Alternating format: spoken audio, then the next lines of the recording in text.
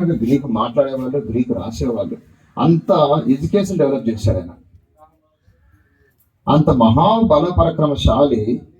ఒకసారి జ్వరం వస్తే ఆ విషజ్వరం వల్ల తనకు అర్థమైంది ఏంటంటే, ఇంక నా దగ్గర ఉన్నటువంటి ఈ వైద్యులు వైద్యం చేస్తున్నారు కానీ నేను ఇక బ్రతకను, ఖచ్చితంగా నేను చనిపోతాననే విషయం ఆయనకు అర్థమవుతుంది. దినదినానికి అర్థమవుతుంది అనుకో. మనకు కూడా అంతే. కొన్ని సందర్భాలలో మన మరణం మన కళ్ళ ముందర కనపడుతూ ఉంటుంది.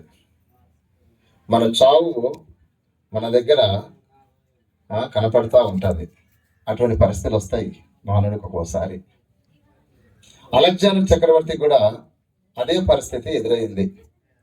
చనిపోతానన్నటువంటి ఆలోచన ఎప్పుడైతే వచ్చిందో అతనికి, తన దగ్గర ఉన్నటువంటి వైద్యులని, తర్వాత ప్రధాన సైన్యాధిపతిని పిలిచి ఏమన్నాడంటే, నాన్న, నేను చనిపోయినప్పుడు నా శవము పెట్టెలో నన్ను పెడతారు కదా, ఆ శవం పెట్టెలో నుంచి చేతులు మాత్రం రెండులాగా వదిలిపెట్టండి.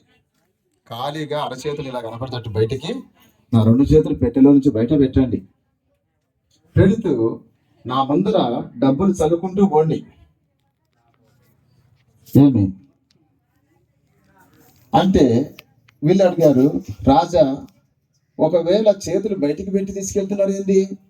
ఎవరినైనా శవం పెట్టెలో మొత్తం లోపల పెట్టి ఆ పెట్టెను మోసి ఊరేగించుకుని తీసుకెళ్తారు కదా, ఇతనేంది ఇలా చేతులు బయట పెట్టి ఊరేగించి తీసుకెళ్ళిపోతున్నారు? మరి తర్వాత బంగారు నాణ్యాలు చల్లుకుంటూ పోతున్నారు ఏంది అని అడిగితే ఏం చెప్పాలంటే, అప్పుడు ఆయన చెప్పిన సమాధానం ఏంటంటే, ఈ సువిశాల సామ్రాజ్యాన్ని స్థాపించిన ఈ అలెగ్జాండర్ చక్రవర్తి ఖాళీ చేతులతో వచ్చాడు, ఖాళీ చేతులతో వెళ్ళిపోతున్నాడని చెప్పండి. ఎన్నో సామ్రాజ్యాలు ఓడించి ఒకే సామ్రాజ్యంగా సువిశాల సామ్రాజ్యాన్ని స్థాపించి విస్తరింపజేసిన ఇతను ఇన్ని బంగారు నాణ్యాలన్నీ కూడా చల్లుతా పోతున్నా కానీ ఒక్క నాణ్యం కూడా పట్టుకుపోలేదని చెప్పండి అందరికి.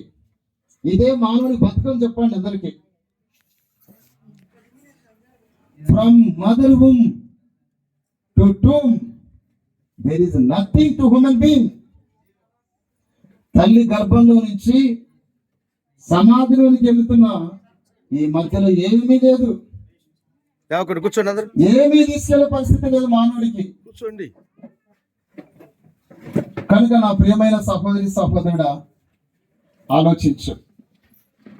ఒకసారి ఓ గొప్ప మహారాజు, ఎంత మహారాజు అంటే భూమి మీద రాజరిక వ్యవస్థ స్థాపించిన వాడు ఎవరంటే ఈ మహారాజు అని చెప్పాలి. అంతవరకు గుడారాలను నివసిస్తూ బ్రతుకుతున్నటువంటి ఇజ్రాయెల్ సామ్రాజ్యం